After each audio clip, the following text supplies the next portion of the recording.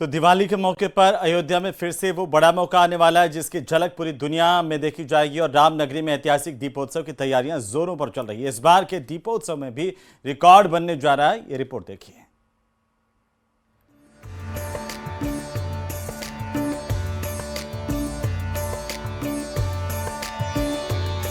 दिवाली के बड़े मौके पर अयोध्या में अलग ही रौनक छाई हुई है। अयोध्या दुल्हन की तरह सजी धजी दिख रही है। एक बार फिर वो बड़ा मौका आ रहा है जिसका इंतजार पूरे एक साल तक रहता है। रामनगरी में दीपोत्सव की तैयारियां अंतिम दौर में चल रही हैं। 19 अक्टूबर को अयोध्या में 9वां दीपोत्सव होने जा रहा है। इस बार का आयोजन पिछले सालों की तुलना में ज्यादा भव्य होगा। दीपोत्सव पर 26,11,101 दिए प्रज्वलित किए जाएंगे। राम की पौड़ी पर दियों की सजावट देखते ही बनती है।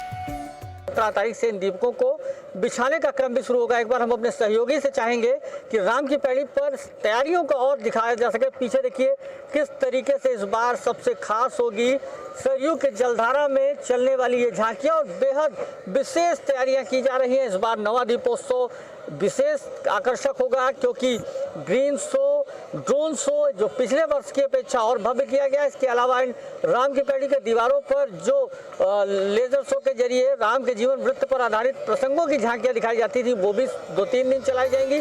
सबसे खास होने वाले कार्यक्रम की तैयारी लगभग अंतिम चरण में है। राम की पैड़ी से लेकर रामकथा पार्क में युद्ध स्तर पर काम चल रहा है।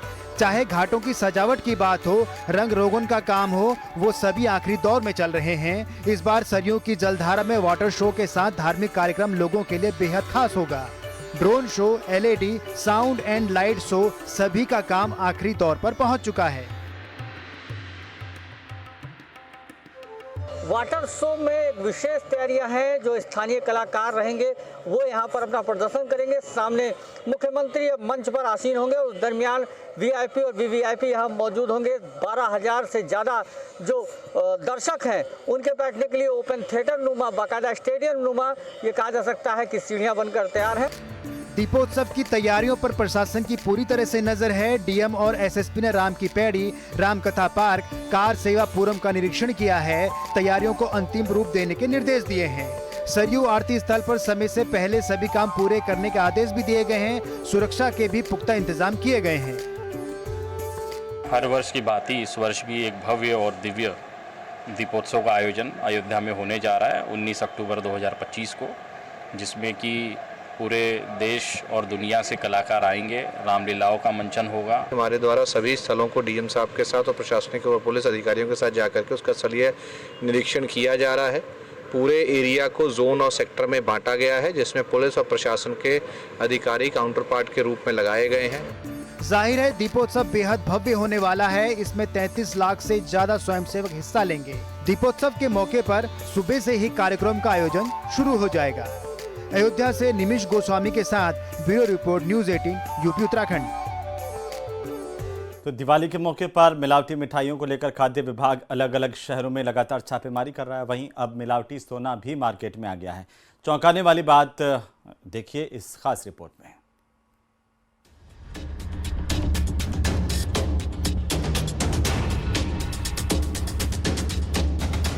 सोने का भाव पिछले एक साल में तेजी से उछला है। उससे लोगों का बजट भी हिल गया है। सोना खरीदना ग्राहकों के लिए मुश्किल होता जा रहा है। 24 कैरेट सोने की कीमत 1.25 लाख के ऊपर जा चुकी है। लेकिन अब मार्केट में मिलावटी सोना भी आ गया है। बस्ती से बेहद ही चौंकाने वाली खबर सामने आई। आरोप है कि यहाँ एक ज्वेलर ने कई लोगों को असली सोने के दाम में नकली सोना थमा दिया। 2 करोड़ का माल बेचने के बाद वो दुकान पर ताला लगाकर फरार हो गया। कप्तानगंज थाना क्षेत्र के हरदी बाजार में राधा ज्वेलर्स के नाम से एक शख्स ने दुकान खोली। 2 सालों तक उसने जमकर सोने के आभूषण बेचे, लेकिन 2 महीने पहले अचानक दुकान बंद कर फरार हो गया।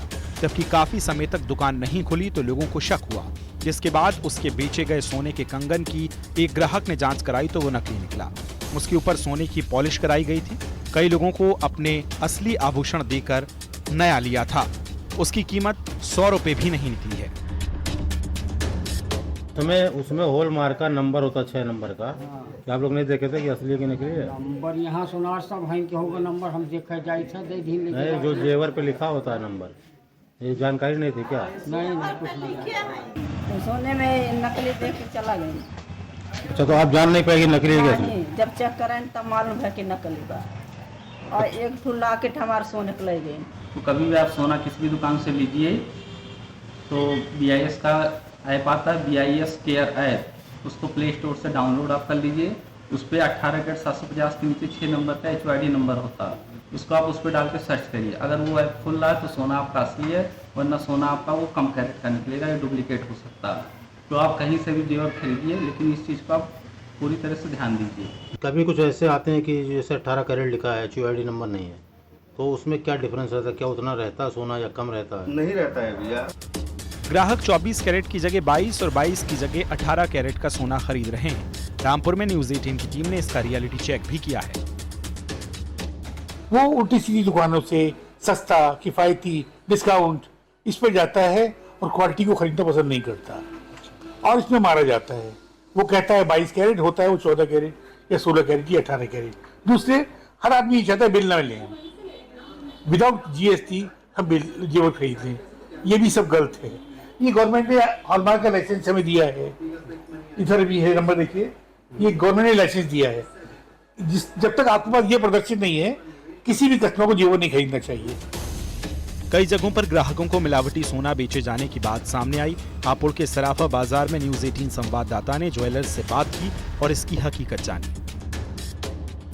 लेकिन अगर कोई 24 कैरेट या 22 कैरेट का कह के और 18 या 15 का दे रहा है तो वो दुकानदार गलत है, उसके बारे में क्या कह सकते हैं? तो कितना सोना शुद्ध माना जाता है, कितनी मिलावट उसमें होती है जो आभूषण बनते हैं, कितना शुद्ध माना जाता है, कितने % की रहती है? परसेंटेज अलग अलग है। सरकार ने हॉल मार्किंग कर रखी है। जो 22 वाले है उसमें 91-60 रहती है, जो 20 वाला है उसमें 83-30 रहती है, और जो 18 वाला है उसमें 76% रहता है। 14 कैरेट वाले में 60% के करीब सोना रहता है। इसलिए सोना लेने से पहले सावधानी बेहद जरूरी है। हॉल मार्किंग वाला सोना ही शुद्धता की गारंटी देता है। Bureau report, news 18, UP Uttarakhand. और अब खबर जयपुर से, जहां पर रेल मंत्री अश्विनी वैष्णव ने उत्तर पश्चिम रेलवे के 65 छोटे रेलवे स्टेशनों पर कई सुविधाओं का उद्घाटन किया है। इन छोटे रेलवे स्टेशन के प्लेटफॉर्म की लंबाई और ऊंचाई को बढ़ाया गया ताकि लंबी दूरी की ट्रेनें इन स्टेशनों पर ठहराव कर सकें। और इसके साथ साथ जयपुर असारवा की ACL श्रेणी में कंबलों पर कवर की शुरुआत की गई। इससे पहले कंबल बिना कवर के मिलते थे। इस कंबल कवर को सांगानेरी प्रिंट दिया गया है। लंबे समय से यात्रियों के मन में कंबलों की साफ सफाई को लेकर संशय था, इससे उन्हें यात्रा में भी परेशानी होती थी। इसे ध्यान में रखते हुए रेलवे ने सांगानेरी प्रिंट वाले कवर की पायलट परियोजना की शुरुआत की है। ये बड़ी जानकारी है राजधानी जयपुर से इस वक्त की बड़ी खबर है। तो रेल मंत्री ने कहा कि देश के पारंपरिक प्रिंट्स को बढ़ावा दिया जाएगा। ट्रेनों में यात्रियों को अब कंबल के साथ कवर भी मिलेगा। का पहले हम ध्यान रखें और उनके जीवन में एक पॉजिटिव चेंज आ पाए, ऐसी व्यवस्था हमेशा करें, ऐसा प्रयास हमेशा करें। तो आज एक नया प्रयास शुरू हुआ है। हमारे रेलवे के सिस्टम में कंबल का व्यवहार वर्षों से होता आ रहा है, लेकिन कंबल के हमेशा एक मन में संशय रहता था जो हमारे पैसेंजर्स हैं उनके मन में। उस संशय को दूर करने के लिए आज एक नई शुरुआत हुई है, कंबल के कवर की शुरुआत। जैसा हम अपने घर में जब भी कंबल का यूज़ करते हैं तो हम हमेशा कंबल का एक ब्लैंकेट का एक कवर रखते हैं, तो ब्लैंकेट कवर की व्यवस्था आज जयपुर से एक गाड़ी में आज पायलट बेसिस पे शुरू हुई है। इसी बीच बीकानेर से बड़ी खबर मिल रही है, जहां जांगलू ग्राम पंचायत में 3.5 करोड़ का घोटाला होने की बात सामने आई है। फर्जी चेक से भुगतान से जुड़ा ये पूरा मामला है।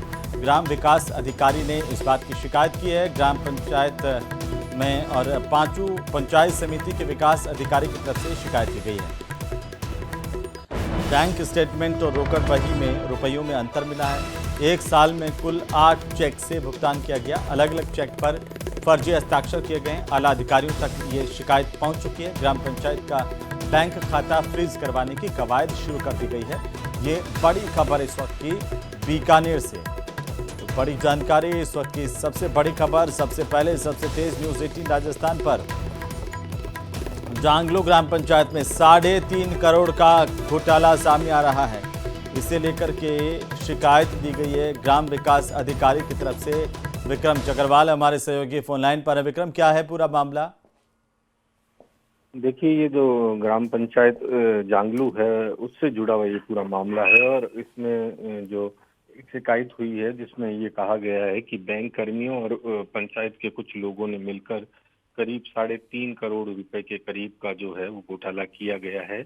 और जो ग्राम विकास अधिकारी हैं उन्होंने अब पांचों पंचायत समिति के वीडियो जो हैं उन्हें ये शिकायत दी है कि जो 1 साल का ये पूरा कार्यकाल के दौरान का जब ये स्टेटमेंट आया और उन्होंने जब इस को जो रोकड़ बही है उससे मिलान किया तो ये पूरा मामला पकड़ में आया है। और इसके बाद उन्होंने एक शिकायत दी है कि इस पूरे मामले की जांच करवाई जाए और इसमें कुल 8 चेक के माध्यम से जो है वो भुगतान हुआ है और उन सभी जो चेक्स हैं उनमें जो ग्राम विकास अधिकारी के हस्ताक्षर किए गए हैं उसे उन्होंने कूटरचित बताया। जी चलिए, बहुत शुक्रिया विक्रम।